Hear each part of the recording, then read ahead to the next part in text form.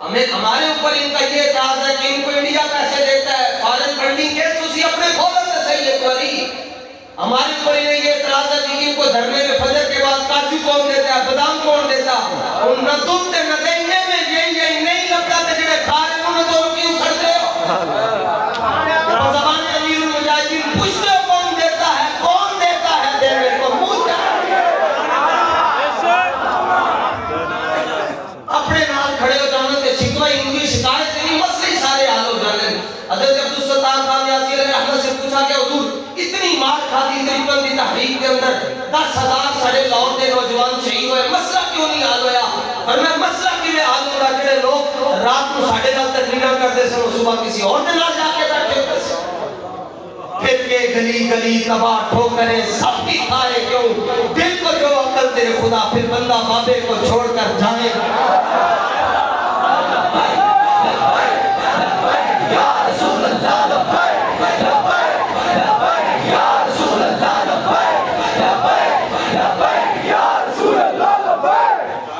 یہی مسئلہ ہے معیشت کیسے نیچے آئے گی اسٹاک مارکیٹ کو کیسے نیچے لائیں گے پارلیمانی نظام ختم ہو جائے گا فیصلے جامع مسجد رحمت للعالمین سے ہوا کریں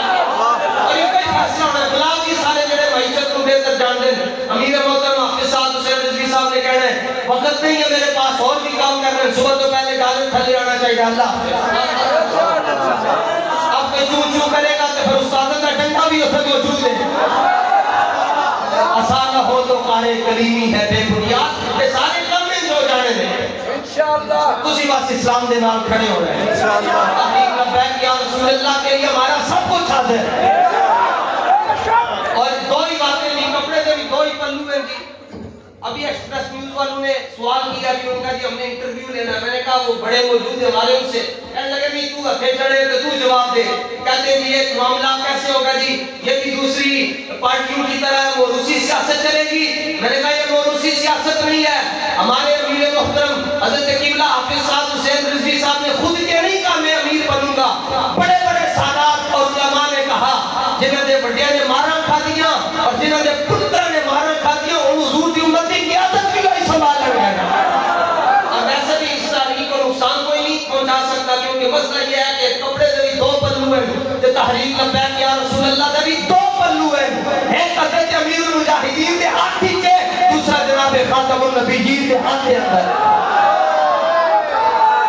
یا رسول اللہ لبیک لبیک لبیک یا رسول اللہ لبیک لبیک لبیک اور ان کو فکر ہے جس دن شبیر محترم نے اعلان کیا ہے کہ تسی کھڑے ہو جاؤ کہ اسی جمعہ بیت المقدس کے اندر اذان اسی پڑھا گے اور امت کو دو لوگوں کی ضرورت تھی کہ جب انقلاب آنا تھا تو دو بندوں کی ضرورت تھی محمد بن قاسم کا جانشین چاہیے تھا یا محمود غزنوی کا جانشین چاہیے تھا محمد بن قاسم کے جانشین کی صورت میں حضرت قبلہ انس صاحب موجود ہے اور محمود غزنوی کی جانشین کی صورت میں حضرت قبلہ سعد حسین صاحب بھی موجود ہے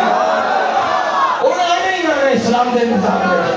اے خبر چلنی جیو تے 24 کے بھی پی ٹی وی نے بھی چلانی اللہ کے فضل دے نالے آر وانے نے بھی چلانی ہے کہ مبارک کو بے حضور کا دین تختے آ گئے